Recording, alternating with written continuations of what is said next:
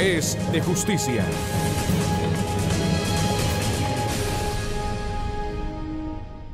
Buenos días a todos nuestros queridos televidentes. Sean todos bienvenidos a su programa Es de Justicia. Un domingo más junto a ustedes brindando información legal en un lenguaje sencillo para que todos los ciudadanos conozcan de sus derechos y de sus obligaciones. Reciban un fraterno abrazo de esos rompecostillas atendiendo el pedido de una de nuestras fieles televidentes. Analizaremos un tema de sumo interés relacionado con el error judicial en el área penal, que a manera de antecedente puedo decirles que es cuando el Estado ecuatoriano reconoce que una sentencia penal condenatoria contiene una flagrante equivocación respecto de la culpabilidad de un condenado, con todas las consecuencias que conlleve un fallo adverso. Pamela, buenos días. ¿Qué opinas sobre este tema? Jimmy, buenos días. Me uno a tu saludo para toda la teleaudiencia. Quisiera empezar este programa compartiendo un mensaje que lo leí días atrás y me pareció importante difundirlo. La vida es como una taza de café. Todo está en cómo la preparas y te la tomas. Así que a preparar nuestra vida con alegría. Contestando tu pregunta, Jimmy, me parece un tema muy interesante, ya que el conocer los límites de la responsabilidad que tiene el Estado en casos de error judicial, nos estaremos acercando aún más a la tan anhelada justicia social. Además de la importancia de que toda la sociedad conozca de las leyes y de las normas jurídicas que rigen en el país, es necesario profundizar dicho conocimiento cuando estas normas y leyes representan a la responsabilidad que el Estado tiene frente a ellos, para de esta manera no ser víctima de errores judiciales. Es importante destacar que se entiende que las resoluciones, decisiones y sentencias de los actos jurídicos son pronunciamientos sensatos y apegados a derecho por parte del juzgador, pero se ha dado casos que sucede todo lo contrario. Doctrinariamente se dice que el error judicial es falso concepto que tiene el juez respecto de la verdad de los hechos que son materia del proceso. Como habrán podido deducir de esta breve introducción, hoy traemos otro tema de vital importancia, como es el conocer que esta norma que existe en la legislación ecuatoriana y en varios países. Por eso, hemos invitado a un experto en el tema, al doctor Antonio Gagliardo, con quien regresaremos luego de estos mensajes. Al regresar, Siempre que haya dudas en un proceso contra una persona que está siendo juzgada, si hay dudas, la persona tiene que ser absuelta. es de justicia. Ya estamos de regreso en su programa Es de Justicia.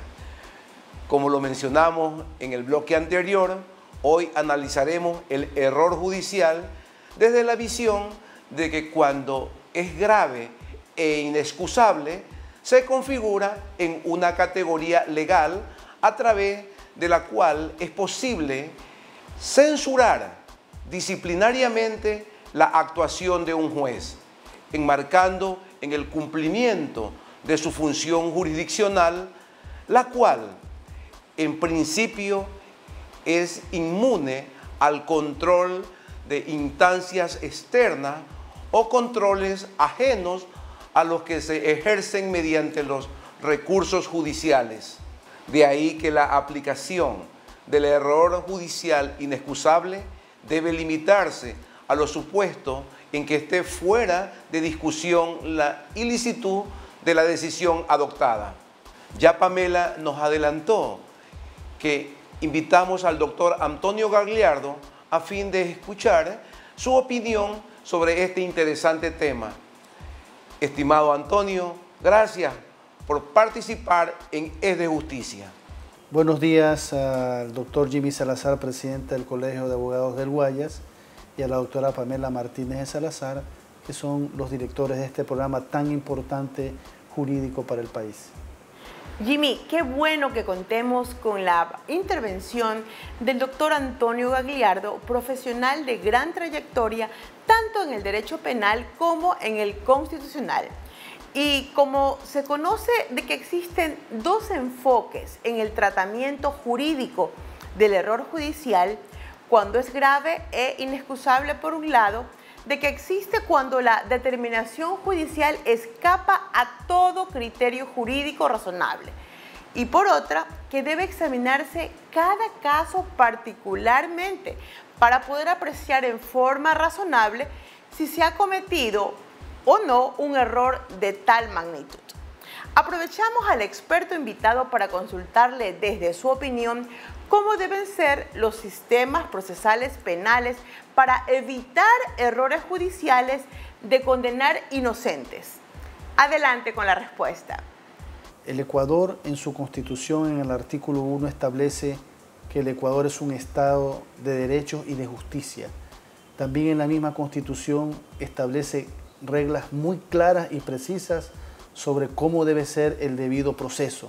Entonces, un sistema procesal para que garantice los derechos de los ciudadanos de no ser condenados injustamente debe ser que respete esas garantías sobre lo que es un debido proceso, lo que es el estado de inocencia de una persona, cómo el Estado a través de la Fiscalía, a través de los estamentos jurídicos respectivos, deben destruir ese estado de inocencia para poder condenar a una persona. Lo peor que puede pasar a un Estado es que personas inocentes por errores judiciales esté presa, cumpla una condena por un delito que jamás cometió. Yo creo que eso es algo intolerable en cualquier Estado de Derecho, que por errores judiciales se condenen a inocentes. De manera general, existe error judicial cuando el juzgador ha hecho una errada apreciación de los hechos o de las circunstancias fácticas en relación a nuestro ordenamiento jurídico, o, en su defecto, cuando el juez ha utilizado erróneamente las normas legales aplicables al caso en concreto. Ahora, cuando el bien que está en juego es la libertad, este error toma mayores dimensiones. Por ello, le preguntamos a nuestro invitado, el doctor Antonio Gagliardo, su pronunciamiento sobre si es preferible un sistema procesal penal que sea eficiente y logre condenar a todos los culpables con riesgo de condenar a inocentes. Esta fue su respuesta. Bueno, yo creo que siempre la ciudadanía busca de que los crímenes, los delitos no queden en la impunidad. Siempre la ciudadanía, las víctimas, quieren que ningún delito quede impune, que se castigue, que se sancionen a los responsables. Pero aquí viene una situación. En ese ánimo de que se castiguen todos los delitos, no puede haber un sistema procesal que sencillamente se condene a todos y que quede la duda si se condenan inocentes. Eso jamás puede ocurrir. Es decir, el Estado debe agotar todo lo que tiene, toda su fiscalía, las pruebas que obtiene, todo lo que está a su alcance, respetando un debido proceso para condenar a los culpables. Pero siempre que haya duda, debe absolver a esas personas. O sea, es preferible que se absuelva a un culpable a que se condene a un inocente. El artículo 76, numeral 5 de la Constitución de nuestro país establece que en caso de conflicto de dos leyes de la misma materia que contemplen sanciones diferentes para un mismo hecho, se aplicará la menos rigurosa. Así su promulgación sea posterior a la infracción cometida. Y en caso de duda, se aplicará en el sentido más favorable al reo. Bajo este antecedente, escuchemos la opinión de nuestro experto invitado referente a cómo concebir efectivamente el principio de indubio pro reo y la certeza más allá de toda duda razonable para imponer una sentencia condenatoria. Escuchemos la opinión del doctor Gagliardo. Aquí viene una situación. La Constitución lo dice y lo dicen todos los convenios internacionales. Siempre que haya dudas en un proceso contra una persona que está siendo juzgada, si hay dudas, la persona tiene que ser absuelta. Lógicamente, esa duda debe ser una duda que sea razonable, que sea muy fuerte. Esa situación que en el juzgador está de que es culpable o es inocente, como que si es culpable, no es inocente, es una duda razonable, es una duda fuerte, es un péndulo entre inocente y culpable. Entonces, cuando hay esa situación de duda, hay que absolver a una persona con riesgo de que sea culpable. No puede haber un principio de indubio contra reo, es decir, en caso de duda hay que condenar. Eso deben saber muy bien los jueces, los fiscales, los operadores de justicia, que para que haya una situación de duda es a favor de la persona, no en contra. No podemos jamás condenar a alguien por las dudas. Por si acaso, condenémoslo. ¿Y si es inocente? La herramienta jurídica para cuestionar una sentencia en que se presume el cometimiento de un error judicial es el recurso de revisión de sentencia, que procesalmente hablando no es un recurso, ya que no es un pedido de tutela judicial interpuesto ante un tribunal jurisdiccional superior en grado para reclamar por una sentencia dictada por un juez inferior en grado. Algunos tratadistas llaman a este procedimiento como remedio excepcional contra una sentencia firme pasada en autoridad de cosa juzgada e injustamente dictada. Otros estudiosos lo catalogan como una acción independiente cuya finalidad es rescindir sentencias condenatorias firmes e injustas. Le preguntamos al doctor Antonio Gagliardo, actualmente, ¿cómo está regulado el recurso de revisión para revisar casos de presuntos errores judiciales en el Código Orgánico Integral Penal? Bien, aquí hay una situación que yo considero que es lamentable. El anterior Código de Procedimiento Penal, ya derogado, establecía 6 causales para que una persona injustamente condenada pueda plantear un recurso y lograr prácticamente rever esa sentencia condenatoria y ser declarado inocente. El actual Código Orgánico Integral Penal, en su artículo 658, ha reducido a 3.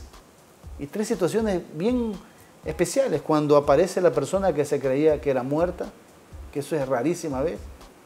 2, cuando hay 2 sentencias condenatorias que son contradictorias, de lo cual revela que una de ellas es equivocada. Y la tercera, por documentos o testigos falsos. Eso es decir, una persona que por un error judicial está condenada, prácticamente tiene muy limitado el derecho a presentar una acción, un recurso extraordinario de revisión para lograr revisar su caso y ser absuelto. Inclusive ahora, los testigos que declararon en la audiencia de juicio cuando fue condenada esa persona no pueden ser testigos en el recurso de revisión. Supongamos que un policía, un testigo mintió y ahora rectificó, la misma víctima dice, no, fueron presiones, yo estuve equivocado, alguna situación del estilo, ya no puede declarar. Entonces ahora hemos limitado el derecho de un ciudadano condenado injustamente a poder presentar un recurso de revisión. Esto es muy lamentable porque no está compaginado el Código Orgánico Integral Penal con lo que dice la Constitución, con lo que dicen los convenios internacionales. No podemos limitar el derecho de una persona injustamente condenada. Eso es un verdadero crimen, una aberración de la justicia. Muy interesante lo que nos explica nuestro invitado. Ahora, debemos reconocer que en sus respectivos ámbitos, los jueces y los periodistas, cuando están frente a un hecho sujeto a investigación, buscan la verdad. Claro que los estilos y los intereses frecuentemente chocan, toda vez que el juzgador tiene una vía legal para analizar los hechos, de tal suerte que los hechos no probados no son materia de juzgamiento, mientras que los periodistas, de manera general, se basan en la lógica, en esa intuición y en la aspiración de llegar primero con la noticia revelación, por así llamarlo. Por eso que le consultamos a nuestro experto invitado su opinión de que si los medios de comunicación pueden inducir en temor en los operadores de justicia para emitir fallos judiciales como corresponden. Y esto fue lo que nos respondió. Escuchemos. Sí, los medios de comunicación, hay que decirlo, muchas veces que crean un poder mediático, una presión mediática indirecta a los operadores de justicia que cuando ven muchas cámaras, periodistas, atrás de casos de conmoción pública, de casos quizás internacionales, de casos que están de moda en el momento, pueden en muchos casos, no digo que en todos, pero pueden en muchos casos crear en los operadores de justicia, el fiscal, los jueces, hasta la misma policía, una situación de no actuar objetivamente, sino actuar quizás en la forma como esos medios de comunicación dirigen la opinión pública. Realmente es un grave poder el que tienen los medios de comunicación. Para el juez a veces no quiere meterse en problemas, prefiere mejor condenar a absolver, porque ¿qué va a decir la opinión pública si absuelve a una persona contra la cual hay mera sospecha o una presión mediática de que debe ser condenada? Entonces los medios de comunicación deben tener mucho cuidado en la forma como dirigen sus noticias con el fin de no influir en la decisión de jueces, fiscales y de la policía. Uno de los temas tratados en la entrevista que nos aceptara nuestro experto invitado, el doctor Antonio Gagliardo, fue el sistema procesal. Por esta razón, le consultamos qué garantías deben tener el sistema procesal para evitar errores judiciales en materia penal. Escuchemos su respuesta. Bueno, yo creo que la principal garantía que debe haber en un sistema procesal, más allá del debido proceso, es el respaldo al juez. El juez debe tener toda la entereza, la hombría, debe tener toda la honestidad y capacidad de resolver actuando en derecho. Muchas veces, no digo todos, pero ciertos jueces sencillamente no se quieren complicar la vida cuando es un caso de connotación o un caso un poco grave. Prefieren sencillamente es condenar, porque quizás condenando no tienen problemas, lo cual es un grave error. Los jueces deben tener ese respaldo y deben también tener esa situación de ser honestos, independientes, imparciales a todo poder, de cualquier instancia interna o externa, y que puedan actuar correctamente. A pesar de todos los esfuerzos que los operadores de justicia, todo el sistema judicial, los profesionales del derecho ponen para poder llegar a la tan anhelada justicia, se han cometido errores judiciales. Por eso le preguntamos a nuestro experto invitado si conoce algún caso de error judicial de condenas a inocentes, y esta fue su respuesta. Bueno, yo sí conozco algunos casos que aspiro sean resueltos. Hoy está en marcha un caso que sí lo quiero hacer público. Discúlpenme Pamela y Jimmy por hacerlo, pero el país debe conocerlo. Hay un caso que es internacional, el caso de la lamentable muerte de las ciudadanas argentinas en Montañita. Después de que se sentenció a los responsables que confesaron el delito, que habían muchas pruebas, se hicieron otras investigaciones con pruebas de ADN. Y una persona que vivió en esa casa, que se hospedó por un mes en esa casa y salió de la casa un mes antes de los crímenes porque se fue a vivir a otro lado, han encontrado 2 pequeñas huellas de ADN en el baño y en la cocina, no en los lugares donde se cometieron los crímenes, que fueron los cuartos. Ahora la Fiscalía, por ese solo hecho, quiere condenar a una persona a 40 años de prisión. Hay ADN en ese lugar porque vivió ahí. O sea, ¿cómo podemos pensar que porque hay un ADN de él, él ya es culpable? O sea, se lo ubica en que vivió ahí, que eso está comprobado por la policía, por todo el mundo que él vivió un tiempo y un mes antes de los crímenes salió. Pero ahora resulta que con esta presión mediática, hasta internacional, porque es un caso que está en la prensa argentina, se pretende condenar a una persona a 40 años de cárcel. Semejante situación es intolerable, disculpen la palabra. O sea, los jueces quizás no se quieren complicar, mejor condenemos los que van a decir los familiares de los argentinos, qué va a decir la prensa. Entonces aquí viene el lavadero de manos. Entonces no se puede actuar de esa manera. Y conozco otros casos, como un alcalde de Las Naves también condenado, me parece injustamente, estamos en un recurso de revisión. Hay muchos casos en el país. No son tampoco para escandalizarnos, pero en una sociedad donde hayan pocos ciudadanos condenados injustamente, es obligación de esa sociedad, de ese Estado de Derecho, buscar los mecanismos eficaces para que sea absuelto. Agradecemos la valiosa participación del doctor Antonio Gagliardo, que fue nuestro experto invitado en el análisis del tema de hoy. No se despeguen de su pantalla, que ya regresamos con más de Es de Justicia. Al regresar, por lo que es imprescindible que se practique la posesión efectiva y posteriormente la partición de los bienes en juicio de inventario. Es de Justicia. Una de las características de su programa Es de Justicia es ese contacto con ustedes, apreciados televidentes, a través de los correos electrónicos que nos hacen llegar con vuestras dudas e inquietudes para ser atendidas por el abogado Jimmy Salazar. Adelante con el primer correo electrónico para que el abogado lo pueda asesorar. Abogado, necesito que me ayuden. El papá de una amiga falleció hace 8 meses y ha dejado algunos bienes raíces. Todos los hermanos han llegado a un acuerdo en forma voluntaria. ¿Será necesario que planteen la posesión efectiva y el juicio de inventario ante el juez competente o la puede hacer extrajudicialmente ante un notario público? Apreciado televidente, leyendo su correo, entiendo que los bienes raíces están a nombre del fallecido, por lo que es imprescindible que se practique la posesión efectiva y posteriormente la partición de los bienes en juicio de inventario, sobre todo por la obligación de garantizar los derechos de herederos conocidos o aún desconocidos que no hayan participado en la celebración de la escritura de posesión efectiva.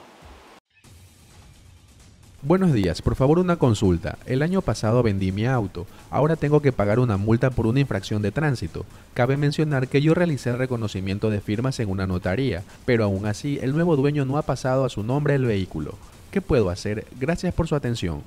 Gracias por su pregunta, pues la situación que usted está atravesando de recibir una multa de tránsito respecto de un vehículo que ya lo ha vendido sucede muy a menudo. Atento a la sugerencia, si usted conserva el contrato de compra-venta, acuda a la Agencia Nacional de Tránsito a registrar dicha venta. Esto hará que se bloquee el registro del vehículo y no puedan matricularlo, ni hacer ningún trámite hasta que hagan el traspaso del mismo.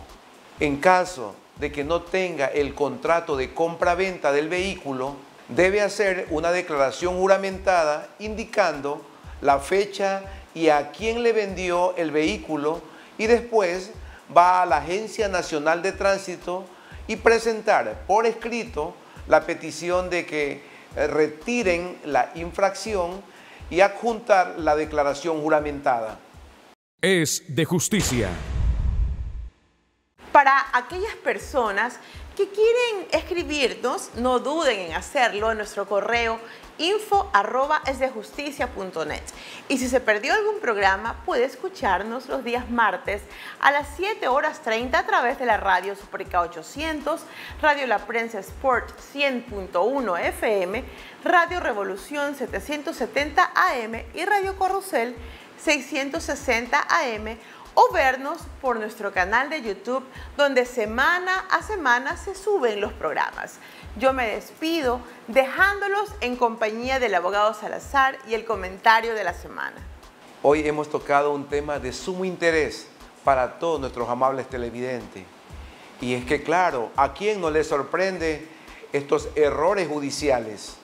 Y como bien lo hemos explicado, el error judicial va encaminado cuando un operador de justicia en materia penal ha sentenciado, ha condenado a un inocente, y vaya que este inocente le toca ir a pagar una pena, una culpabilidad de la cual no ha cometido. Por ello es tan importante que los jueces, que los secretarios, que los profesionales del derecho a todo nivel estemos actualizando, reactualizando nuestros conocimientos permanentemente.